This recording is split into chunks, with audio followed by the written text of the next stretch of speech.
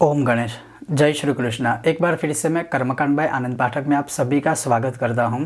बहुत लोगों ने मुझे ईमेल के माध्यम से, व्हाट्सएप के माध्यम से और बहुत लोगों ने निजी रूप से फ़ोन करके मुझे पूछा था कि क्या इस महीने में अर्थात पुरुषोत्तम मास में क्या हम मांगलिक कार्य, शुभ कर्म जो होते हैं, क्या वो कर सकते हैं या नहीं कर सकते हैं, या फिर हम क्या कर सकते हैं क्या नहीं कर सकते हैं। उसी विषय में आज मैं आपका जो संशय है वो दूर करने वाला हूँ। अगर आपको यह विषय वीडियो पसंद आता है तो लाइक कीजिएगा, शेयर कीजिएगा, चैनल पर नए हो तो सब्सक्राइब करके घंटी का आइकन अवश्य दबाइएगा। तो चलिए शुरू करते हैं। तो जैसे हमारी इस कथा में ही लिखा है कि यास्मिन चंद्रे न संक्रांति ही सोधि मासो निगह्यते तत्र मंगल कार्याणि नैव कुर्यात् कदाचन यस्मिन् मासे द्विसंक्रांति क्षयः मासः स कथयते तस्मिन् शुभानि कार्याणि यत्नतः परिवर्जयेत्। अब इसी श्लोकों में प्रमाण दिया है कि तत्र मंगल कार्याणि नैव कुर्यात् कदाचन। कहाँ पर? तो जहाँ पर यस्मिन् चांद्रेन संक्रांति सोधि मासो निगह्यते। इसका मतलब क्या है? क्योंकि यह जो महीना है, मैंने एक विषय वीडियो अभी बनाया था, उसमें भी बोला था कि 12 महीना की 12 संक्रांतियाँ हैं। हर महीने एक राशि में सूर्य भगवान प्रवेश करते हैं और जिस दिन प्रवेश करते हैं उसे संक्रांति कहते हैं। 12 महीना है, 12 राशियाँ है और भगवान सूर्य है। तो ये तो अधिमास है, एक अधिक एक्स्ट्रा मंथ है। तो आप ही सोचिए, तो भगवान सूर्य वहाँ प्रवेश करते ही नहीं है और इसीलिए इसे मल मास कहते हैं, इसे अधिक मास कहते हैं।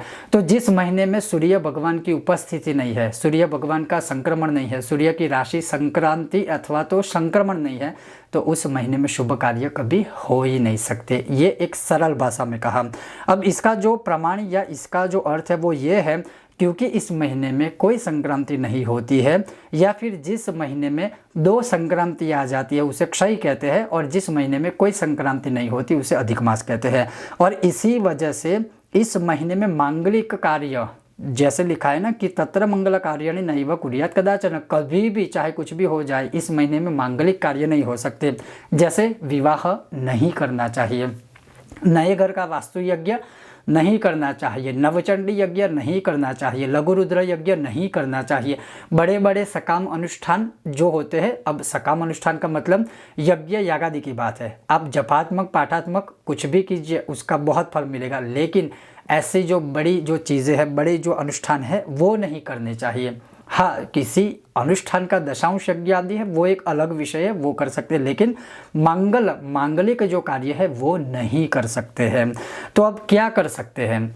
तो आप इस महीने में जैसे यात्रा करने जाते हैं, तीर्थों में स्नान कीजिए, ज़रूरतमंद को दान कीजिए, तीर्थों में दान कीजिए, जहाँ पर भी आवश्यकता लगे वहाँ दान कीजिए, जो भी आप चाहे अच्छी चीज़ें उचित लोगों को दान कीजिए, तीर्थ नदियों में स्नान कीजिए, समुद्र स्नान भी उत्तम कहा गया है।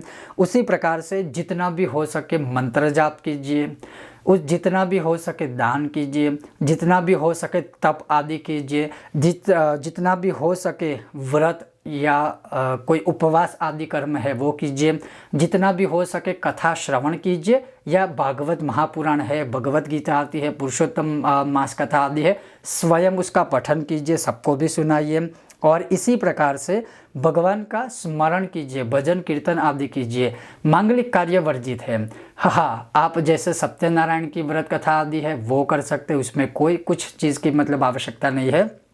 कहने का तात्पर्य है कि अनुष्ठान करने के लिए पुरुषोत्तम महीना सर्वोत्तम है, सबसे उत्तम माना गया है, इसमें कोई संदेह संशय कभी भी मत रखिएगा।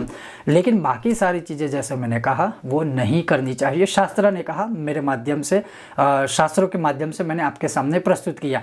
तो आपका जो संशय होगा शायद वो दूर अभी हो चुका होगा। फिर भी कोई मन में संदेह है तो आप मुझे कॉमेंट बॉक्स के माध्यम से अवश्य प्रश्न पूछ सकते हैं। लेकिन ये बड़ा प्रमाण है कि चाहे कुछ भी हो जाए, किसी भी प्रकार में चाहे कुछ भी हो जाए, तो मांगलिक कार्य जो है इस महीने में वर्जित है। तो मांगलिक कार्यों का आप त्याग कीजिए, लेकिन अनुष्ठान आदि अवश्य आप कर सकते हैं। तो ये था आज का संक्षिप्त लेकिन महत्वपूर्ण विषय और वीडियो। आपको यह विषय वीडियो कैसा लगा मुझे अवश्य बताइएगा, और अगर आपको यह विषय वीडियो पसंद आता है बिना भूले लाइक कीजिएगा, अधिक से अधिक शेयर कीजिएगा, चैनल पर नए हो तो सब्सक्राइब करके घंटे का आइकन अवश्य दबाइएगा। बहुत जल्द मिलते हैं नए विषय और वीडियो के साथ। ओम गणेश, हर हर महादेव, श्री पुरुषोत्तमाय नमः।